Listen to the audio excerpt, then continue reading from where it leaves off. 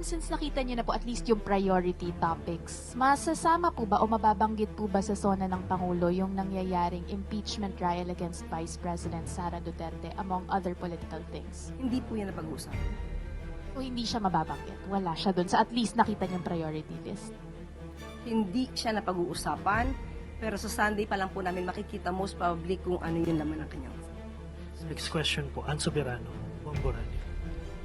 Yusek, good morning. Tanong ko lang kasi kahapon, Yusek, tapos na po yung pagtalakay sa Article 4 ng impeachment agreed threats. At lumalabas po na may banta kay Pangulong Marcos based po sa naging pahayag ni Mayor Baste na naging trigger point po ng NBI para bumuo po ng task force. Ano po yung reaksyon ng Malacanang o ni Pangulong Marcos nung marinig na talagang may sinabi si Mayor Baste na talaga gusto nila ng ulo ni PBBM at bukod doon sa sinabi ni Vice President Sara Duterte na pupugutan ng ulo. Hindi na to bago. Noon pa po ito. Noon pa po natin na dinig na binanggit ni Mayor Baste Duterte sa rage. Hindi po to bago sa Pangulo. Kung anong reaksyon niya, alam naman po niya na may mga pagbabanta sa buhay niya na galing sa pamilya ng mga Duterte. So, kailangan din po na protektahan ang ating Pangulo at ang pagpoprotekta na to ay obligasyon po ng mga concerned agencies na dapat mabigyan ng protekta or proteksyon ang ating Pangulo at obligasyon din po ng concerned agencies na ito po ay imbestigahan. Hindi po ito binabaliwala dahil buhay ng Pangulo ang nakasalalay dito. Hindi ito dapat gawing joke lang o isipin ng mga concerned agencies na joke lang ito. Buhay po ng Pangulo ang pinag-uusapan dito. With this, may mga security arrangement or may mga pagbabago po ba sa security ng Pangulo na ngayon ay talagang nakita natin na talagang may banta po sa kanyang buhay? Noon pa naman po yan. Sabi nga po natin kung anong kinakailangan proteksyon ng Pangulo, yun dapat ang ibigay.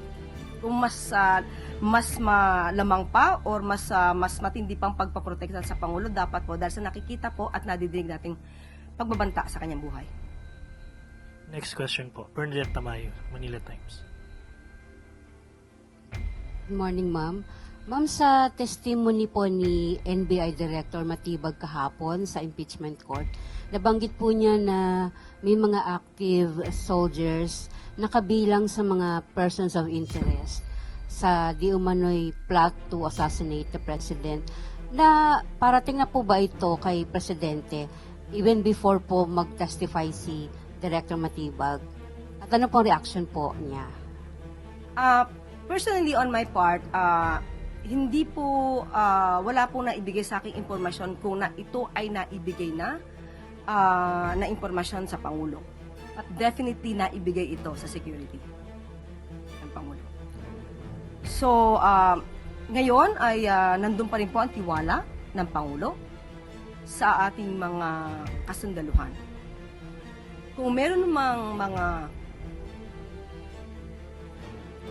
magiging tiwalag sa kanilang mandato, dapat malaman kung sino ang mga ito para rin sa proteksyon ng Pangulo.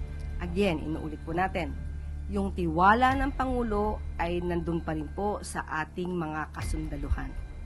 Yung mga balak na tumiwalag para proteksyonan, ipaglaban ang interes ng isang tao laban sa batas, laban sa konstitusyon, dapat itong malaman kung sino-sino. Follow up po. Ma'am, ibig niyo po bang sabihin wala pang mangyayaring loyalty check? Sa ngayon po kasi ay alam ng Pangulo kung sino ang mga kailangan mapagtiwalaan. Hindi po ngayon nagkakaroon ng loyalty check. Nasa security na po yan at nasa pamumuno na po yan ng kasundaluhan. Salamat po. Next question po, Sam Meldinilia, Business Bureau.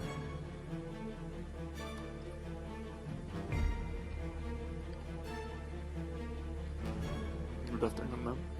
Itatanong ko lang po kung magkano po kaya yung savings ng government dun, from the National Budget Circular 602 and 603 po ng BBM.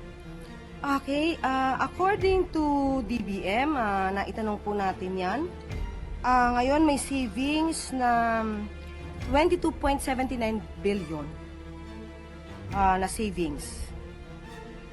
At sa ngayon po, kaya po in-announce itong circulars ay para po ipanawagan doon sa mga agencies na i-identify nila at i-declare kung saan nila maaaring magamit ito. Pero ang priority po dito ay ang uplift at ang kabuhayan po at mga pagtulong sa ating mga magsasaka.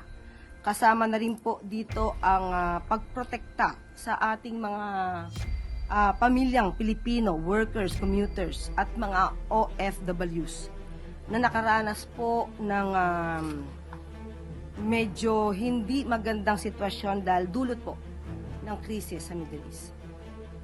Bale ma'am, i-clarify ko lang po. May additional projects pa po kaya or mga assistance under dun sa expanded uplift yung pwedeng ipopondohan po ng 22 billion na nandun sa savings? Actually, dyan na po nang galing, from the 22.79 billion, dyan na po galing yung nirelease sa DSWD na 12.37 billion pesos para sa assistance sa mga pamilya in need. At muli, ang mga savings na to ay gagamitin po sa uplift interventions para sa DMW, DOTR, mga DOE programs.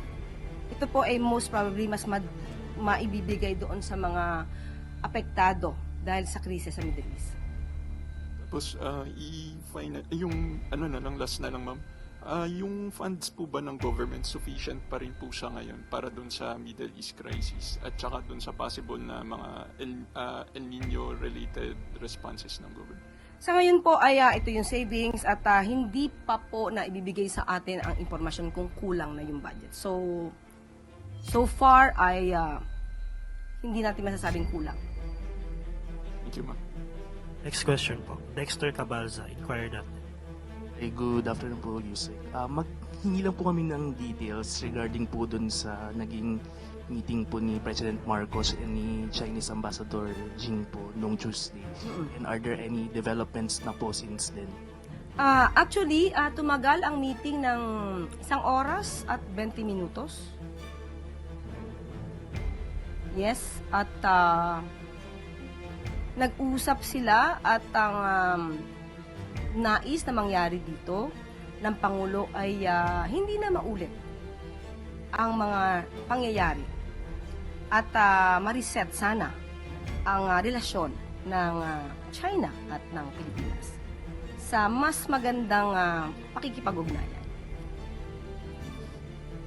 Follow-up lang po. Ma'am, what's the reaction po of Malacanang sa nabanggit po ni Ambassador Jing po na the Philippines violated the July 2024 arrangement between Manila and Beijing. Wala po kasing info from the DFA kung ano po yung laman ng July 2024 provisional arrangement. Ano po ba to? Kasama po ba dito yung parang sinasabi po kasi ni Ambassador na the July 20 violent confrontation near Ayungin started when China Coast Guard had observed Philippine Navy personnel doing some construction work on BRP Sierra Madre, which she claimed was prohibited under the arrangement. Saan po ba yung sa arrangement na po yun? Sino nagsabing may arrangement? Si Ambassador po mismo nagsabi. Ambassador? Ambassador Jing po.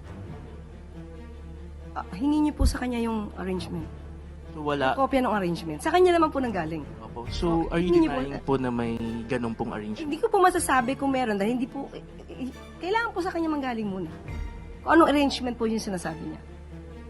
Kasi ang huli po natin nabanggit, ang huli natin nadinig ay ang secret deal.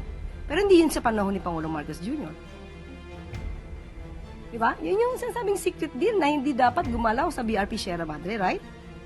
Pero hindi yun deal with President Marcos Jr. Wala pong yung July 2024 na agreement. That's why sinasabi nga po natin, kunin niyo po sa kanya kung meron written agreement. Thank Diba? Kasi hindi po natin masasabi kung meron eh. Follow-up Hindi sa atin ang galing eh. Yung statement na yon. follow-up question po, Ivan Mayrina, GMA. Nabanggit niyo po sinabi ng Pangulo sa ambassador na ayaw na niyang maulit ito and he wants a reset to better relations between Philippines and China. To which the ambassador replied, ano hong sinabi? Hindi ko po maibibigay yung detalye dahil may usapan po na hindi na magbibigay ng detalye anuman. Pero mukhang tinatanggap naman din po at naging maganda naman po ang kanila pag-uusap. So there is no categorical statement na okay, hindi na mauulit. Nagkaroon po sila ng exchanges ng views at mga suggestions. Pero kung ano man po yung napag-usapan nila in detail ay hindi ko po maibabanggit sa inyo. Ma'am, one last point sa ibang usapin. Alam ko po ang sinasabi ninyo, hindi nakikialam ang Pangulo sa impeachment trial, but that doesn't prevent him from having an opinion as a former senator. Ano ho ang opinion ng Pangulo sa itinatakbo ng impeachment? Specifically sa nagiging demeanor, nagiging asta, nagiging mga tanong ng mga senator judges? Huling kaming nagkita ng Pangulo kahapon ay hindi pa rin talaga napag-uusapan yung nangyayari sa impeachment. Hindi ko kasi siya tinanong. Itatry kong tanongin kung meron siyang opinion. Pero as of now, hindi kasi siya yung priority ng Pangulo. Marami pong priorities ang Pangulo para sa bayan na dapat niyang tugunan. So sa ngayon ay hindi ko natanong in particular kung ano ang masasabi niya sa takbo ng impeachment. Salamat. Follow up po. Ace Romero, Philippine Star. Yusek, when the President said he wants a reset of Philippines-China relations, ano yung saklaw ng reset na yon? Buong coverage ba nito, yung buong aspekto ng relationship natin or dun lang sa South China Sea? Paano po yung reset na gusto niya? Ace, hindi ko mabibigay yung detalye. Pero yan ang gustong ipahiwatig ng Pangulo. So kung anumang issue meron ang China at ang Pilipinas, gusto niya magkaroon ng reset sa pag-uusap na yon. Nadinig siya ng ambassador ng China, nadinig din ng Pangulo ng ambassador ng China. So with that, sana magkaroon ng mas magandang resulta. Pero it's just on the South China Sea, not other aspects of relations, I suppose. Hindi ko mababanggit ang detalye. Okay po. Follow-up question po. Maricel Halili, TV5. Quick lang, what was the mood when President was talking to the Chinese ambassador? Yung unang pagpasok ng Pangulo ay rather nung ambassador ay winelcome si ambassador. Pero nung sila po ay nag-usap na sa private room ay hindi na po natin nakita kung ano ang tsura ng Pangulo. Although nadidig ng konti ang kanyang boses. So From can the we outside. say in a way, it was an intense discussion? Hindi ko masabi, wala po tayo sa loob.